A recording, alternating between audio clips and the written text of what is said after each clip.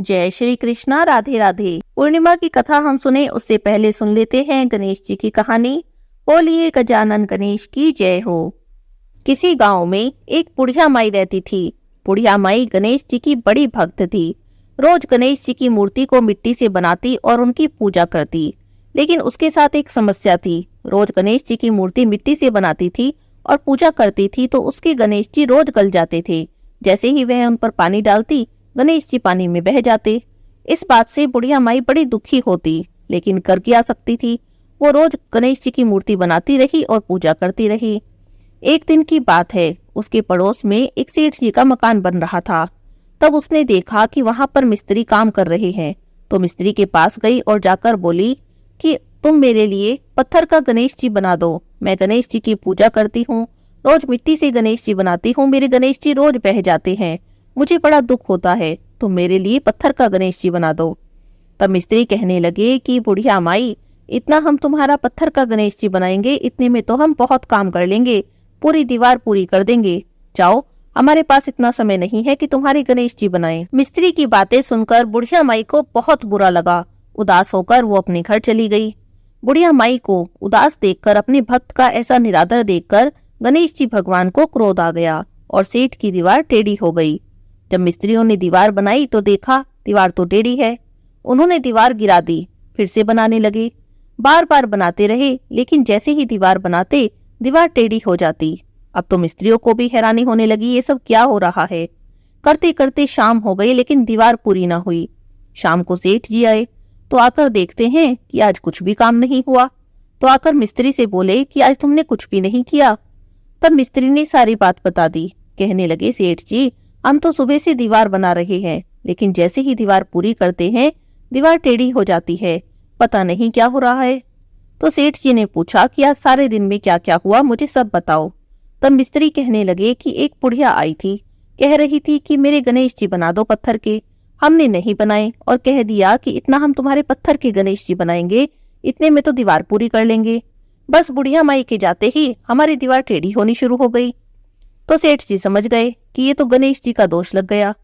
सेठ जी बुढ़िया माई के घर गए। जाकर बोले कि बुढ़िया माई, हम तुम्हें सोने का गणेश जी खड़ा कर देंगे, बस तुम हमारी दीवार सीधी कर दो। गणेश जी से प्रार्थना करो कि वे हमसे नाराज ना हो। देखो तो जरा, गणेश जी के रुष्ट होने से हमारा सारा काम वहीं का वहीं अटका पड़ा है, दीवार भी नहीं बन रही। तब बुढ़िया माई सेठ जी के मकान पर गई और उसने गणेश भगवान से प्रार्थना की कि हे गणेश भगवान, आप इनसे रुष्ट ना हो। तब गणेश जी भगवान बुढ़िया माई की प्रार्थना स्वीकार करते हैं और सेठ की दीवार सीधी हो जाती है। अपने कहे अनुसार सेठ जी बुढ़िया माई को सोने के गणेश जी बनवा कर देते हैं। हे गणेश जी भगवान, जैसे आपने बुढ़िया माई की प्रार्थना स्वीकार की, जैसे बुढ़िया माई की मनोकामना पूरी की, ऐसे ही सबकी करना, और जैसे आप सेठ जी से रूठे, ऐसे किसी से भी मत रूठना। कहानी सुनने वाले, कहने वाले, हुंकारा भरने वाले सबकी मनोकामना पूरी करना। बोलिए गणेश जी महाराज की जय हो। अब सुनते हैं पूर्णिमा की कथा। एक समय की बात है, द्वापर युग के समय माता यशोदा जी ने भगवान कृष्ण से पूछा, हे कृष्ण, तुम तो सारे संसार के पालन करता हो, मुझे कोई ऐसा व्रत या उपाय बताओ जिससे मृत्यु लोक में किसी भी स्त्री को कभी विधवा होने का भय न रहे, ना ही उसे निसंतान होने का दुख मिले। तब भगवान कृष्ण कहते हैं, हे मैया, आपने बहुत ही अच्छा प्रश्न किया है। मैं आपको एक ऐसे ही व्रत के बारे में विस्तार से बताता हूँ। सौभाग्य की प्राप्ति के लिए हर महिला को 32 पूर्णमासी का व्रत करना चाहिए। 32 पूर्णमासी के इस व्रत को करने से संतान और सौभाग्य की रक्षा होती है। हे मैया, यह व्रत अचल सौभाग्य देने वाला है और भगवान शिव के प्रति मनुष्य मात्र की भक्ति को बढ़ाने वाला है। तब मैया यशोदा जी कहती हैं, हे कृष्ण, इस व्रत को मृत्यु लोक में सबसे पहले किसने किया? तब भगवान कृष्ण कहते हैं कि इस भूमंडल पर अनेक प्रकार के रत्नों से परिपूर्ण कातिका नाम की एक नगरी थी। वहां पर चंद्रहास नाम का एक राजा राज्य करता था। उसी के नगर में धनेश्वर नाम का एक ब्राह्मण रहता था, जिसकी स्त्री बहुत ही सुंदर थी, जिसका नाम भी रूपवती था। दोनों उस नगर में बड़े प्रेम से रहते। उनके घर में धन धान्य की तो कोई कमी नहीं थी, पर उन्हें एक बड़ा भारी दुख था कि उनके कोई संतान नहीं थी। एक समय एक बड़ा योगी उस नगरी में आया। वह योगी उन ब्राह्मण के घर को छोड़कर अन्य सभी घरों से भिक्षा लेकर भोजन करता था। वह रूपवती से कभी भिक्षा नहीं लेता था। एक दिन वह योगी रूपवती से भिक्षा न लेकर अन्य घर से भिक्षा लेकर गंगा किनारे जाकर प्रेम पूर्वक खाने ही बैठा था। तभी धनेश्वर ने योगी को ऐसा करते देख लिया। अपनी भिक्षा के अनादर से दुखी होकर धनेश्वर योगी से कहते हैं कि आप सभी घरों से भिक्षा लेते हैं, लेकिन मेरे घर से कभी भिक्षा नहीं लेते, इसका क्या कारण है? तब योगी ने कहा कि निसंतान के घर की भीख पतितों के अन्न के समान होती है, और जो पतितों का अन्न खाता है वह स्वयं भी पतित हो जाता है। क्योंकि वह निसंतान है, इसीलिए पतित हो जाने के भय से वह उनके घर की भिक्षा नहीं लेता।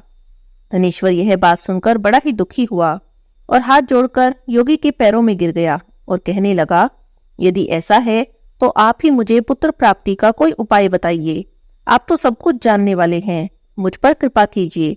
मेरे घर में अन्न धन की कोई कमी नहीं, लेकिन संतान न होने के कारण हम दोनों बड़े दुखी रहते हैं। आप हमारे इस दुख का हरण करें। धनेश्वर की बातें सुनकर योगी ने कहा कि तुम चंडी देवी की आराधना करो। तब धनेश्वर घर आया और घर आकर उसने अपनी पत्नी से पूरी बात बताई और स्वयं वन में चला गया। वहां पर धनेश्वर ने चंडी देवी की उपासना करना शुरू कर दिया और उपवास भी करने लगा। करते करते उसे 16 दिन हो गए। तब चंडी देवी ने 16वें दिन उसे सपने में दर्शन दिए और कहा कि उनके यहाँ पुत्र होगा, पर वह केवल 16 वर्ष की आयु तक ही जीवित रहेगा, उसके बाद उसकी मृत्यु हो जाएगी। यदि दोनों पति पत्नी 32 पूर्णिमाओं का व्रत विधि पूर्वक करेंगे तभी वह दीर्घायु होगा। जिसकी जितनी सामर्थ्य हो आटे के दिए बनाकर भगवान शिवजी भगवान का पूजन करें, लेकिन पूर्णिमा के दिन 32 दिए जलाएं। प्रातःकाल होने पर इस स्थान के समीप तुम्हें एक आम का वृक्ष दिखाई देगा।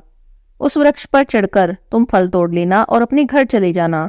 अपनी स्त्री से कहना कि ऋतु स्नान करने के बाद स्वच्छ होकर श्री शंकर भगवान का ध्यान करके उस फल को खा लेगी। शंकर भगवान की कृपा से वह गर्भवती हो जाएगी।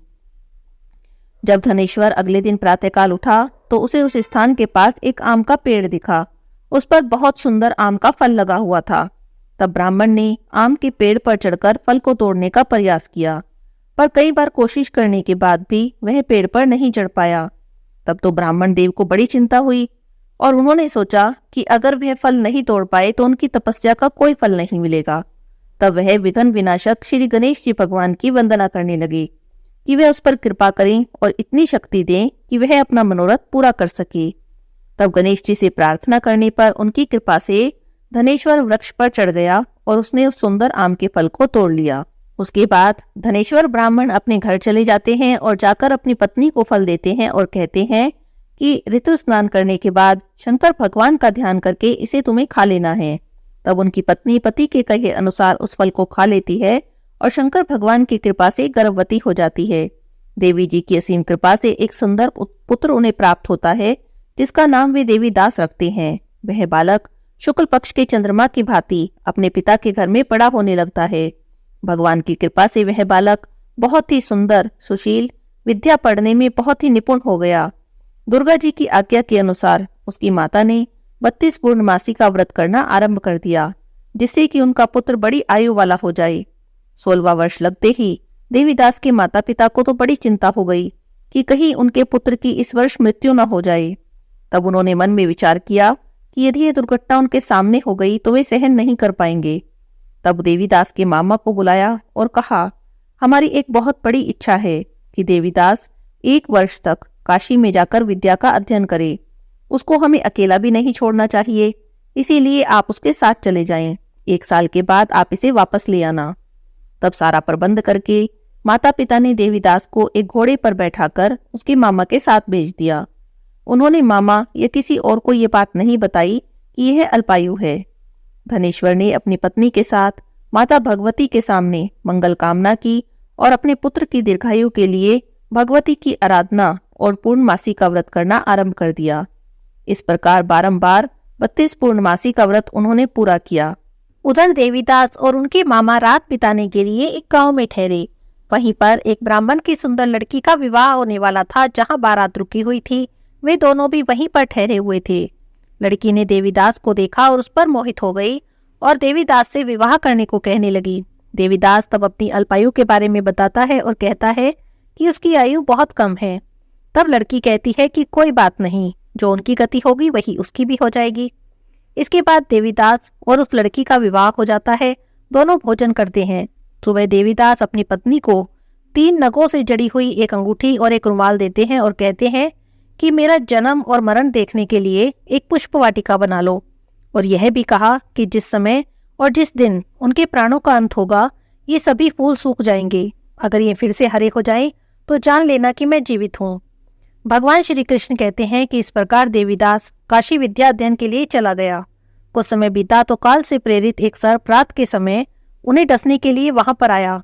उस विस्तर के प्रभाव से उसके शयन कक्ष का स्थान चारों ओर से विष की ज्वाला से विषैला हो गया, पर व्रत के प्रभाव से वह सर्प उसे काट नहीं पाया, क्योंकि उनकी माता ने 32 पूर्णमासी का व्रत कर रखा था। थोड़ी देर बाद स्वयं काल वहां पर आया और उसके शरीर से प्राणों को निकालने की कोशिश करने लगा, जिससे कि वह बेहोश होकर पृथ्वी पर गिर गया। भगवान की कृपा से उसी समय माता पार्वती के साथ भगवान शंकर जी उस स्थान से जा रहे थे। उसको बेहोश दशा में देखकर पार्वती जी भगवान शंकर से प्रार्थना करती हैं और कहती हैं कि इस बालक की माता ने 32 पूर्णमासी का व्रत किया है, अतः हमें इसे प्राणदान देना चाहिए। तब भगवान शिव उस बालक को प्राणदान देते हैं। व्रत के प्रभाव से काल को भी पीछे हटना पड़ा। देवीदास स्वस्थ होकर बैठ गया। उधर उसकी पत्नी उसके काल की प्रतीक्षा किया करती थी। जब उसने देखा कि पुष्प वाटिका के पुष्प सूख भी नहीं रहे हैं तो उसे बड़ी हैरानी हुई। वाटिका हरी भरी थी तो वह जान गई कि उसके पति को कुछ भी नहीं हुआ है और वह जीवित है। यह देखकर वह बड़े प्रसन्न मन से अपने पिता से कहने लगी कि उसके पति जीवित हैं, अब हमें उनकी खोज करनी चाहिए। 16वां साल बीत जाने पर देवीदास अपने मामा के साथ काशी से वापस घर को चला। उधर उसके ससुर उसको खोजने के लिए जाने ही वाले थे कि दोनों मामा भांजे उसी गांव में आ गए। उन्हें आया हुआ देखकर उसके ससुर को बहुत प्रसन्नता हुई और प्रसन्नता के साथ वे उसे अपने घर में ले गए। उसी समय नगर के सभी लोग वहां इकट्ठे हो गए। तब कन्या ने उस लड़के को पहचान लिया। कुछ दिन बाद देवीदास अपनी पत्नी और मामा के साथ बहुत से उपहार और बहुत सा धन देकर अपने नगर को चले। जब अपने गांव के पास पहुंचे तो कई लोगों ने उसको देखकर उसके माता पिता को पहले ही खबर कर दी कि उनका पुत्र देवीदास अपनी पत्नी और मामा के साथ आ रहा है, उनके साथ बहुत सा धन भी है। यह सब सुनकर माता पिता को बहुत ही प्रसन्नता हुई। पुत्र और पुत्रवधू के आने की खुशी में धनेश्वर ने बहुत बड़ा उत्सव मनाया। भगवान श्री कृष्ण कहते हैं कि धनेश्वर 32 पूर्णमासी के व्रत के प्रभाव से पुत्रवान हुआ। जो भी कोई व्यक्ति इस व्रत को करता है उसे जन्म जन्मांतर के पापों से छुटकारा प्राप्त होता है, उसकी सभी मनोकामनाएं पूरी होती हैं और उसके घर में अन्न धन के भंडारे भर जाते हैं। बोलिए कृष्ण भगवान की जय हो।